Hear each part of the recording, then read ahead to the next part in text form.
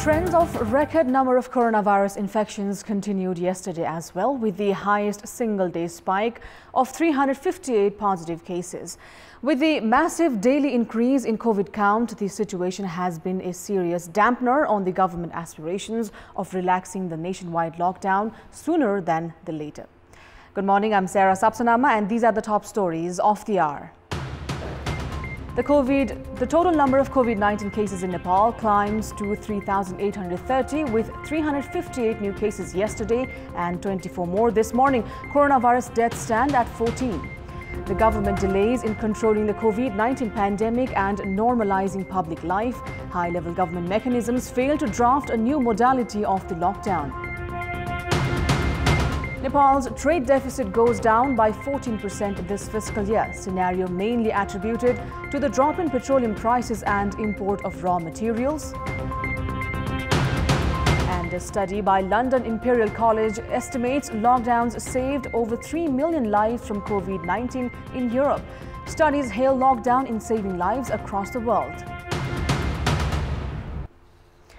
The number of coronavirus cases in the country has climbed to 3,830 as 24 new cases were reported this morning, in addition to the highest single-day spike of 358 yesterday. Meanwhile, Nepal confirmed one more coronavirus death yesterday, taking the total number of deaths in the country to 14. According to the Health Ministry, the deceased is identified as a 60-year-old male from Xiangja.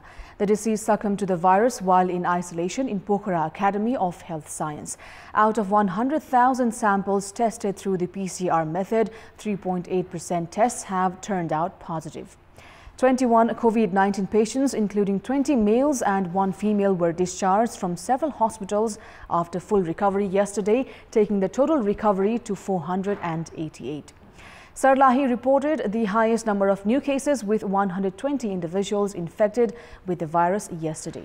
31 cases were reported in Argakachi, 24 in Kapilvastu, 22 in Saptari, 19 in Kanchanpur, 18 in Bardia, 12 in Mahottari, 11 in Rautahat and 10 each in Darchula and Dailek districts.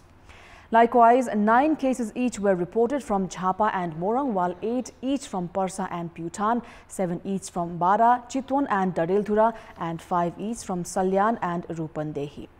In addition to these cases, 12 new cases were reported from East Nawalparasi, 11 from Baglung and 1 from Myagdi this morning, taking the total coronavirus tally to 3,830. And moving on, as the government has not been able to take effective strategic decisions regarding the modality of the nationwide lockdown, managing quarantine centers, testing for coronavirus, rescuing Nepali nationals stranded in foreign countries, among other issues, there are increasing risks of the crisis situation spiraling out of control. The lockdown, which was imposed in the country on 24th of March to contain the spread of COVID-19, has already gone past 2.5 months.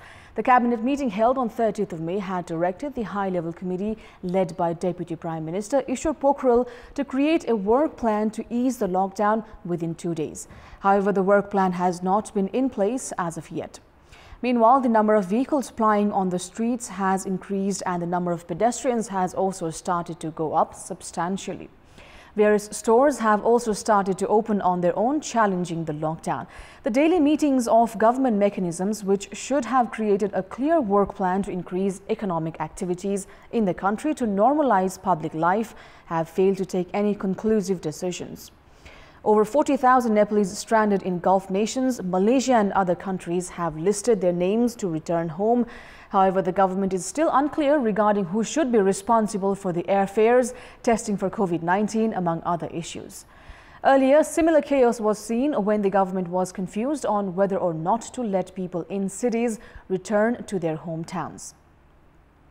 The government lacks in taking correct decisions on time, while it also lacks in implementing the decisions taken.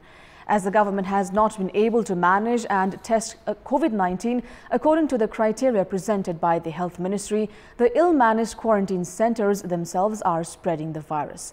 As isolation centers are also not well managed, this might also add to the risk of spreading of novel coronavirus.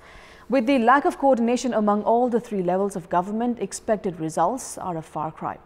as the government is reluctant in coming up with clear plans and due to lack of coordination among government mechanisms, the number of new cases in the country has been increasing at a massive scale. The government has proposed an act that would facilitate the procurement of any kind of material directly through the G2G process without calling for tenders. The Office of the Prime Minister and Council of Ministers itself has registered an amendment bill at the Parliament Secretariat to change the provision in the prevailing act. According to the Public Procurement Act 2006, the government can procure only certain materials related to security and emergency needs directly through the government-to-government or G2G process, along with essential supplies for Nepalese diplomatic missions abroad. In other cases, the government has to call for tenders to procure the supplies. However, the government has proposed for the amendment in the act that would allow the government to procure essential materials directly from the government's other countries or the state-owned companies of those countries. For the provision, the government has proposed to add a section in Article 67 of the Act. However, the proposal has not clarified whether the companies will be fully or partially owned by the governments of the second countries. At a time when the government is facing huge criticism over the procurement process under the G2G process, analysts have doubted the government's move to avoid questions on financial transparency.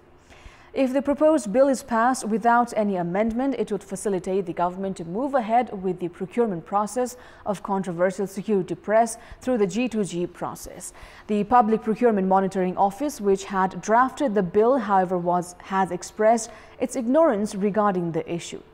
Although the government has involved the Nepal Army in the procurement of essential medical supplies from China under the G2G process, most of the procurement processes have been carried out with the involvement of agents close to the government. This might raise the question on the government's motive to amend the act with the influence of vested interest groups. Nepal's trade deficit has decreased by 14% this fiscal year. The trade deficit decreased due to the drop in prices of petroleum products in the international market and the decrease in import of raw materials for industries due to the ongoing nationwide lockdown. However, at a time when farmers have not been able to sell their produce due to the lockdown, vegetables are being imported from India. According to the Customs Department, up to last month of the current fiscal year, 1.025 billion rupees worth of goods were imported in the country. At the same time period in the last fiscal year, goods worth 1.178 billion rupees were imported. During this fiscal year, import has declined by 13%, while export has increased by 3.73 billion rupees, which shows a trade deficit of 14.24%. With the ongoing nationwide lockdown and a regular supply of electricity, the import of petroleum products has decreased. Even as the decrease in import is considered positive in reducing the trade deficit, the decrease in import of industrial raw materials is likely to have a negative impact in the country's overall economy. During this fiscal year, import has increased by 4.5% compared to that of the previous fiscal year at the same period. Last year, palm oil worth 6.98 billion rupees was exported in the first 10 months of the fiscal year, while this year it has reached 18.33 billion rupees. However, raw materials for palm oil worth 17.78 billion rupees were imported during this fiscal year. Likewise, the import of vegetables and seeds has also increased by 1.7 billion rupees, taking the amount to 26.19 billion rupees. Local farmers, however, could not find proper market to sell their produce, bringing the policy-level weakness of the government to the fore. There is a call on the government to provide answers to importing large amounts of agricultural produce which are being generated by local farmers instead of applauding the decrease in the trade deficit. It's time now for our segment Public Pulse, where you text us with your opinion. Public Pulse.